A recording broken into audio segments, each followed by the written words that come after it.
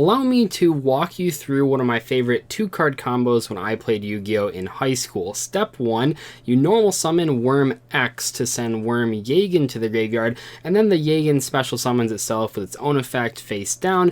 After that, the only other card you need is Nebula Meteorite, which you'll set before passing your turn. So when your opponent's turn starts, you don't do anything, you just kind of sit there, you play it cool, and then they summon 2 level 4 monsters, they overlay for a rank 4, probably number 39 Utopia, if this is back in 2012, and then you flip Nebula Meteorite, and that triggers your YAGAN to bounce the Utopia back to their extra deck. Now they've lost 2 cards in the process, both of the level 4 monsters that they use, and then during the end phase, assuming both of your monsters stay around, which they likely will, Nebula Meteorite resolves, and what it does is it flips both of your guys to face down defense position, and then you draw 2 cards, and then you special summon a Worm King from your deck. That is absolutely ridiculous, especially considering on the next turn, or another turn after that, you can flip the YAGAN again to bounce yet another card, and the Worm King has a lot of attack points and a cool destruction effect.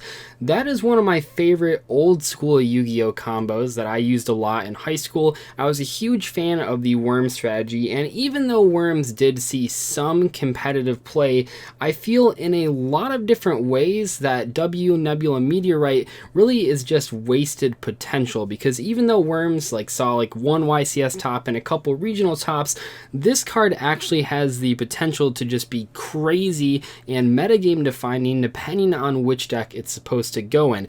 If you put an unfair card like this in the Worm strategy, maybe it doesn't make as much of an impact because the rest of the Worm cards aren't that good, but if you put this card in a different deck, which we're going to talk about today, this card makes a huge impact. So that's going to start my first episode of Yu-Gi-Oh! Wasted Potential, where I talk about a card that didn't see a ton of competitive success, and then put it in the context of maybe a couple other strategies, a couple other formats, so you guys can see that at the baseline, the card is really, really good. It just didn't have the correct home or the correct format to actually show off all of its potential. When looking at Meteorite, it is important to identify how much value you have to get out of this card before you actually break even. Now, one thing that you can do is make sure that whatever monster you're flipping up actually has an effect. I think one deck that this card could have worked in would have been SHADDOLL's if this thing said Dark Spellcasters instead of Light Reptiles, because in that case,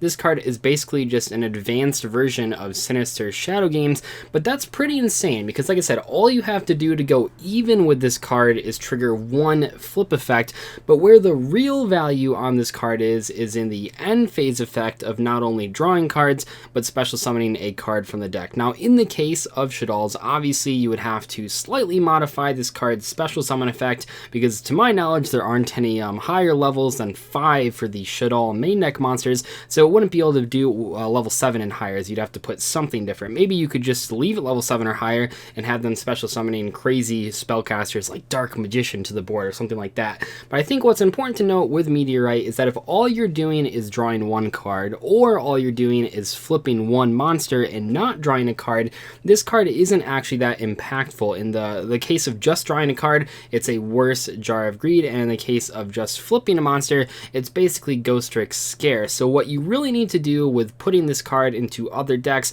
is think about the types of decks that can get value off of all the effects of it, not just one. I think SHADDOLL's are perfect. I think one combo that would be really neat with this card in a SHADDOLL strategy is if you use SHADDOLL Falco to set a card to the board, and then you somehow manage to flip the SHADDOLL Falco face down again. You could then use Meteorite to flip up not only the Falco to set another card, but also the card that you just set. I think that's a really interesting idea that could work with Meteorite, but what other decks could this card go into? Well, the point of Meteorite in Worms and potentially SHADDOLL's is to use flip effects that disrupt your opponent.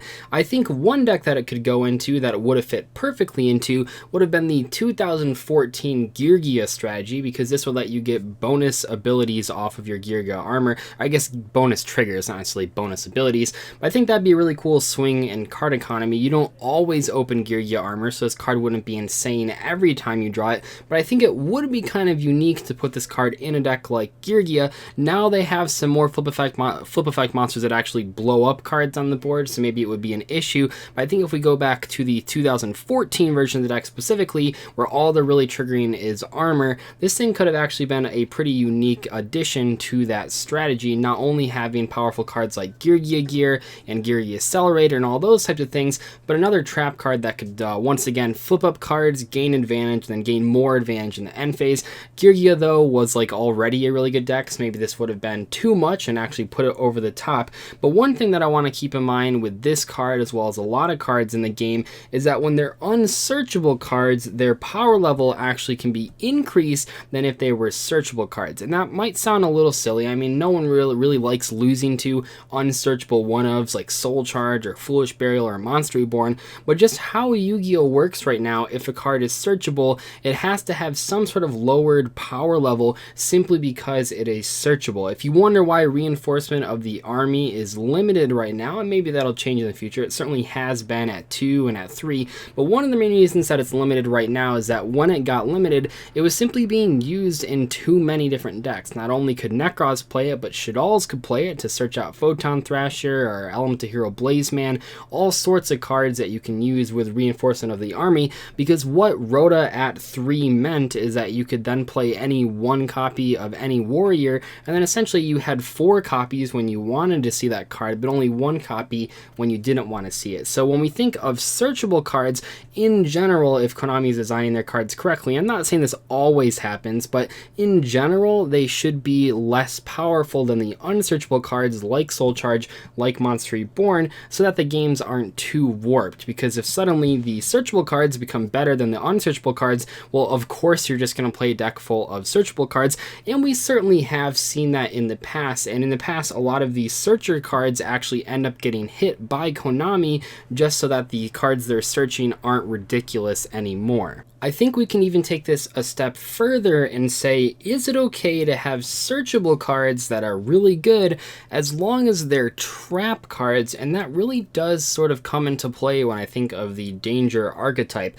Not that Danger Zone is as good as W Nebula Meteorite, but it pretty much is a searchable, graceful charity, and yet a lot of people simply aren't playing it in their Danger decks, or they're only playing 1, maybe 2 copies just to search it out when they need it. But I think that that's kind of the direction that Yu-Gi-Oh is going, where we might be able to have searchable, powerful, on-theme cards as long as there's sort of trap cards. And that's really interesting because in the past, a card like Danger Zone and a deck like Danger probably would have been one of the best decks, even with just these first 6 cards that they have released. There's so many powerful effects going on, and it does kind of remind me in some ways, not always, but in some ways, of the worm combo that I talked about at the beginning of this video. Because when you resolve Danger Zone and discard like a Grapha from the Dark World and also a Bigfoot, you are gaining an insane amount of advantage. You're popping 2 cards, you're drawing 3 cards,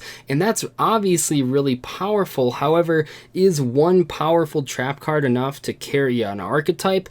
Probably not, and that means that maybe Konami can start releasing cards like Meteorite for rogue strategies that people actually really do want to play, and it won't break the metagame, but it certainly will make these decks better. And then we can look at a deck like Altergeist, where maybe it goes too far. Maybe the Altergeist cards are too good. Maybe Protocol and Manifestation are too powerful by themselves and in tandem with the other Altergeist cards, that maybe those cards are taking it a step too far. But even then, it's not like Altergeist are the best strategy. Maybe one thing that we could do is make cards like Personal Spoofing. I think that card is just a really interesting card to talk about, only because Personal Spoofing is not an Altergeist card, and yet it's the main and only Altergeist searcher that can grab anything outside of Altergeist Hexia, which can grab stuff, but that's a Link monster. But I think it's kind of an interesting decision to make Spoofing not an Altergeist card, but have it search all of the Altergeist cards. I can't really think of any other examples of that happening, but if you can think of any, please let me know. Anyway, that is all I'm going to talk about for today. Hopefully you guys enjoy this discussion. Where do you think Meteorite could actually fit in that wouldn't break the game? And what is your opinion on unsearchable and searchable trap cards with powerful effects? Can they just be released in every single set now, or would eventually get to a point where it's actually just too good even as a trap card? I'd love to hear your feedback, but that's all I have for today. I'll see you guys later. Thank you so much for watching.